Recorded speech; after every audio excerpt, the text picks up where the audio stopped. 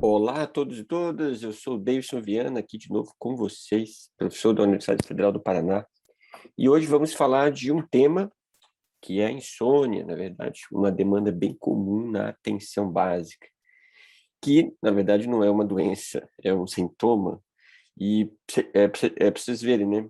No diagnóstico psiquiátrico clássico categorial, é um transtorno também, é um transtorno, o sintoma, para vocês verem o tanto que há essa relação. E aqui vamos dividir uma apresentação com vocês. Olha só. Então está aqui. O que é insônia? Então, eu já falei, né? Um sintoma diagnóstico. A insônia sim pode ser avaliada. Isso é importante em relação ao histórico da própria pessoa. Não existe essa. Importante é dormir 8 horas semanais. Se a pessoa ao longo da vida sempre dormiu 6, ou se a pessoa dormiu 10 ou 7. Então, o tempo de de sono não é comparável entre as pessoas, porque os funcionamentos fisiológicos, genéticos, são diferentes de pessoa para pessoa. Mas o que é importante a gente avaliar, né? É a presença de uma dificuldade de iniciar ou manter o sono. E a pessoa ficar insatisfeita com a sua qualidade, sim, do sono, tendo repercussões no dia seguinte, né? Sim, aí tanto no trabalho, nas atividades de vida diária e até mesmo impactos emocionais. Então, os critérios diagnósticos para eu caracterizar esse transtorno, né, esse sintoma, eu tenho que ter, então, que nem eu já falei, a dificuldade para iniciar o sono, a dificuldade para manter o sono, que se caracteriza aí por despertares frequentes, dificuldade para retomar o sono depois de cada despertar. Esta insônia, né, ela não pode, ela tem que, quer dizer, sim, causar um sofrimento significativo nas diversas atividades de vida, sim, da pessoa.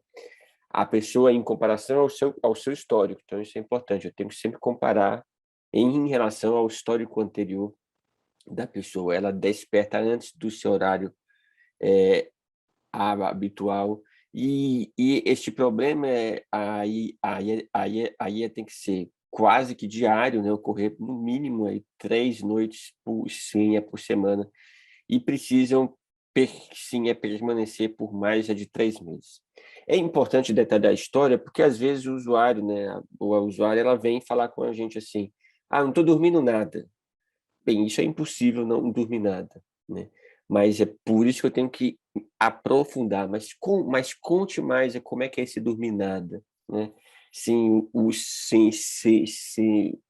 que é que acontece, como é que se sente no dia seguinte, você está indo e dormir a que horas. Tem um instrumento clínico, a gente vai ver isso mais para frente, que ajuda a gente sair dessa armadilha de não estou dormindo nada e não sei mais o que falar a respeito disso, que é o diário do sono, mas a gente chega lá. Então, aqui a gente tem uma visão sistêmica, né, da insônia. Existem, sim, transtornos mentais que causam a insônia, né, depressão, ansiedade, mas não só, né, eu tenho tanto fatores biológicos, o próprio envelhecimento, a pessoa ao longo da vida vai necessitando menos horas de sono. Então, uma pessoa de 60 ou 70 anos dormir 5, às vezes até sim, é 4 horas diária, isso não quer dizer nada, né? Se ela já era uma pessoa antes que dormia menos e agora está dormindo, sim, é menos ainda. O importante é ver a repercussão, então, desse período de sono no dia seguinte. Porque nesse nosso planeta de padronização, às vezes a pessoa dorme 4 horas por dia e se preocupa exatamente por isso. Fala assim, eu estou dormindo agora 4 horas por dia. Mas e daí? Como é que você está, entende? É claro que se não for um problema abordado, a gente menosprezar a questão, isso tem consequências importantes. É tanto para a sua saúde física, como para a saúde mental, como para questões laborais, redução de qualidade de vida, e assim vai. Mas é importante a gente ter em mente, né, que a insônia, deixa eu melhorar a luminosidade aqui para vocês. Pronto, deixa eu dar uma melhorada aqui. Senão ficar muito escuro aqui o vídeo. Pronto, aí deu uma melhorada. Então, a insônia, ela tem várias condições que são relacionadas que a gente precisa investigar, sim, antes até, sim, da gente prescrever um tratamento medicamentoso. É claro que pelo grau da insônia, às vezes, você tem que fazer as duas coisas ao mesmo tempo. Mas então a gente tem tanto doenças infecciosas, às vezes a pessoa não dorme por causa da dor, hipertireoidismo, Parkinson, os próprios quadros demenciais, né, pelo grau de confusão mental, atrapalham o sono, transtornos de humor, como depressão, ansiedade, entre outros, substâncias psicoativas, né, cigarro, café, estimulantes, a cocaína, isso afeta, sim, sobremaneira o sono. E aí, quando eu falo de substâncias psicoativas, são também os psicotrópicos. Então, dá só um exemplo aqui para vocês, que vocês já viram na aula de antidepressivos e específicos. Alguns antidepressivos a gente até indica que se tome durante o dia e não tome à noite. Por quê? Porque eles tiram o sono. Então, fluoxetina, paroxetina, sim, ou mesmo sertralina, né? A orientação é tomar, então, ali no começo da manhã. Fora se a pessoa tem o ciclo circadiano invertido, né?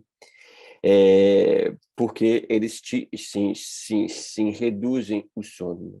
E tem a própria insônia relacionada a problemas respiratórios, que é muito frequente também, que a gente tem que investigar, né? Que é a apneia do sono, por exemplo. Então, aqui tem uma lista dos sim, é do que eu já falei, ok? Deixa eu dar uma pausa aí no vídeo. Aqui, seguindo. E tem uma coisa interessante que, além de medicamentos, né? Que nem eu falei para sim, para vocês, às vezes não pelo seu efeito primário, mas por efeitos periféricos. Então, por exemplo, a gente sabe que diuréticos em idosos, né, faz o idoso se levantar mais vezes durante a noite. Isso, inclusive, é um fator para risco de quedas, né? Então, a gente tem que pensar várias vezes antes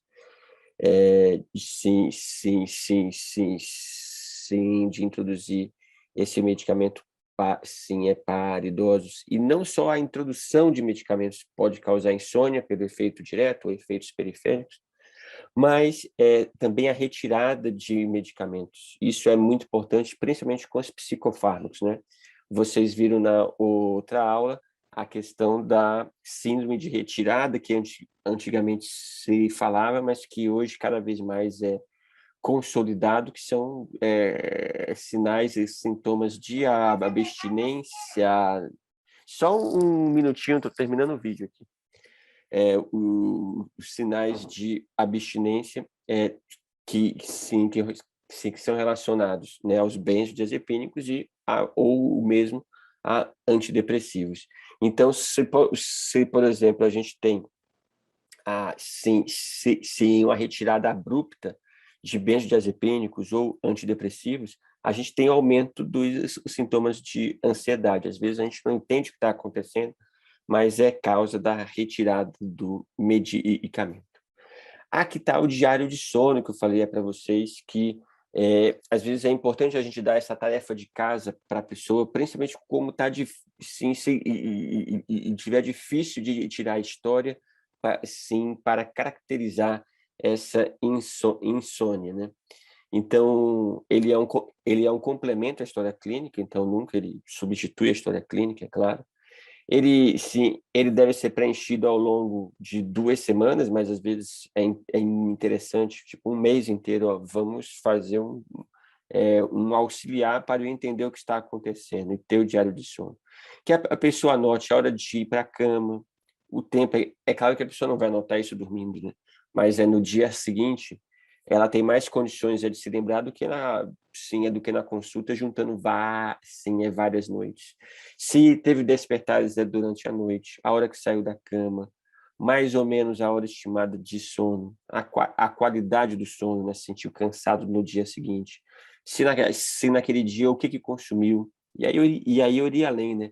O que é que fez, quais foram as situações estressantes, é, sim, é no dia a dia a pessoa. Então, um diário de sono ajuda muito a complementar a nossa história clínica. Além do transtorno de insônia, a insônia em si, né, a gente tem outros transtornos relacionados ao sono. A gente tem o transtorno do sono por trabalhos em turnos. Então, veja que o DSM-5 ampliou, né, a nossa classificação. Isso não quer dizer que o transtorno do sono por trabalhos em turnos é uma doença, né, gente? Isso quer dizer que é a identificação de uma situação, uma identificação que precisa de atenção, que nem eu estou falando repetidamente aqui em diversos vídeos para assim, a gente situar a importância do diagnóstico, mas saber o que a gente está fazendo. Então, aqui no o transtorno do sono por trabalhos em turnos, a gente tem, então, aquelas pessoas que trabalham em plantões, né? Que tem uma atividade que se é policial, profissionais da saúde que trabalham na urgência e emergência, né? Sim, jornalistas que fazem plantão, e você sabe, sim, os médicos aqui, sim, médicas que já fizeram plantão, sabem o tanto que essa rotina de plantão nos impulsiona a mudar o dia a dia, muda a nossa expectativa financeira também, né? E isso sim, né? Eu que trabalhei 5 anos, sim, no SAMU, eu convivia com vários colegas com episódios depressivos, com queixas somáticas, uso de cocaína, álcool, crack, né?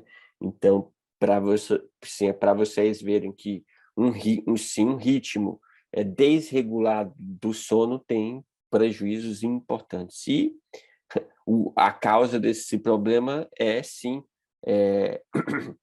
o estilo de vida, o estilo sim, de trabalho que essa pessoa está submetida. Inclusive, sim, vários países, não é o caso do Brasil, tem legislações que limitam as pessoas a estarem submetidas a esse tipo de jornada. A gente tem o próprio jet lag, né, que é quando você tem a mudança de sim, é de fuso horário, né? Você tem uma insônia inicial, isso é normal, mas mais rapidamente, em 2 a 7 dias, o organismo se adapta. Então, quais são as orientações, né, sim, iniciais mais adequadas? É a famosa higiene do sono, né? Então, as práticas de tomar café, fumar, beber antes de dormir, de comer bastante, né? De uma atividade física, sim, é vigorosa, sim, logo depois e tentar dormir, né? Por mais que a atividade física ela ajuda, né, um relaxamento posterior, isso leva um tempo para acontecer, né? Atividade psicológica é estressante no período noturno, a falta de rotina, né? Isso que eu estou falando, sabe? Às vezes a gente faz isso com os nossos filhos, com as crianças, né? Qual é a rotina de dormir, ler a história, etc. Então, muitas vezes a gente é submetido a rotina nenhuma, né? A gente tá, eu tenho que dormir agora. Eu estou lá trabalhando intensamente. Nossa, são 2 da manhã. Agora eu tenho que dormir. Bem, agora que você não vai dormir mesmo, né? Porque, porque você não está criando uma rotina e está saindo de uma atividade estressante, né? Cochilos longos, né? Durante a tarde ou próximos do horário do sono e ambiente inadequado, né? Computador na cama, TV, smartphone, né? O celular. Hoje em dia tem cada vez mais estudos assim, tem demonstrando que essa portabilidade das telas tem um efeito importante no nosso sono. E as telas têm luminosidades sim, cada vez mais estimulantes, né? Sim, é tela LED, com um padrão de luz, com um espectro de luz cada vez mais amplo. Isso faz com que o estímulo luminoso ele perpetue por mais tempo e você demore ainda mais para dormir. Então, a gente tem sim, é tentar evitar isso, principalmente próximo da hora de dormir. Então, aqui está essa lista que eu estou falando, que a gente tem que orientar as pessoas, porque sim, muitas vezes as pessoas não têm ciência de que são esses elementos ambientais que têm uma influência importante no sim, na piora da insônia ou mesmo sim é causa da insônia, né? Então tá aí este resumo que eu falei.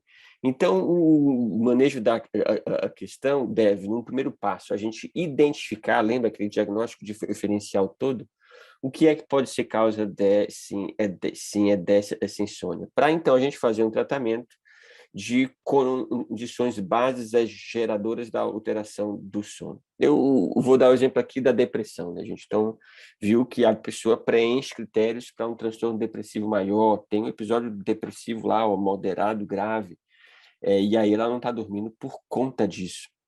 Então, a gente tem que, aí, no caso, além de passar o antidepressivo, né, que pode ser um ISRS, a gente pode também sim orientar para práticas integrativas, aumentar a frequência de consulta com essa pessoa, psicoterapia, terapia de grupo, terapia comunitária, mas que nem eu falei na aula de depressão, lembra? Este efeito leva de 4 a 8 semanas, né? Então, às vezes a pessoa fala, não, mas eu quero algo para agora, né? Então, eu preciso de algo mais imediato, que não está dando, doutor. Você pode sim prescrever, que a gente vai ver aqui depois, um benzodiazepínico ou um indutor do sono não benzodiazepínico, mas sempre combinando com a pessoa a temporalidade do uso, né? Então, olha só, não é 1 a 2 meses aí para o antidepressivo fazer efeito, então vamos fazer esse pacto de 1 a 2 meses no máximo do uso do indutor de sono, né? Então, além disso, da identificação e terapêutica da causa base, a gente tem que abordar as medidas de higiene, sim, do sono que foram faladas aqui, e também é bastante útil, né, aquilo que eu falei antes, você incentivar a prática regular, né, de atividade físicas, com o tempo, claro, para a hora, sim, de dormir. É bem estabelecido que práticas regulares de atividade física ajudam, sim, tanto no relaxamento quanto na melhora da qualidade do sono. E os sedativos, né? Aí eu oriento que vocês vejam a aula específica dos benzodiazepínicos, né? E não benzodiazepínicos. Esta introdução, que nem eu falei, deve ser pactuado com o usuário, explicando que os seus efeitos são sintomáticos, mas explicando também os efeitos colaterais e a probabilidade de causar dependência que essas substâncias têm. Cada vez mais é visto, gente, em várias pesquisas, que a gente não explica para os usuários o que os medicamentos fazem e o padrão de efeitos colaterais. Então, muitos usuários, e principalmente para quem trabalha na rede pública, que quando o usuário vai na farmácia para pegar o medicamento, ele não pega nem a bula e nem a caixa. Então, por exemplo, eu falo assim para o usuário assim, mas você já viu que no diazepam tem uma faixa preta? Você sabe o que está escrito na faixa preta? E eles falam assim para mim, faixa preta é de karatê, doutor. mas a gente nem recebe a caixa. E é verdade, né? Quando a gente vai na farmácia da unidade básica de saúde, a gente recebe só as cartelas. E às vezes até sem data sim, de validade, porque às vezes você corta a quantidade de comprimidos exatamente para o tanto que a pessoa precisa e a parte que tem a data de validade fica. Bula, então, nem se fala. Por quê? Porque o Estado, os municípios compram o medicamento, né, naquelas caixas gigantes, com um monte de cartelinha, e que só vem uma bula, não vem um monte de bula para sim, é para distribuir para os usuários. Então, os usuários têm direito às informações e a gente não pode ser ingênuo de achar que as informações estão facilmente disponíveis por aí, porque tem muita gente que não tem acesso à internet. A gente não entrega oficialmente as caixas e muito menos a bula dos medicamentos. Ok, pessoal. Obrigado e até a próxima aula. Até mais.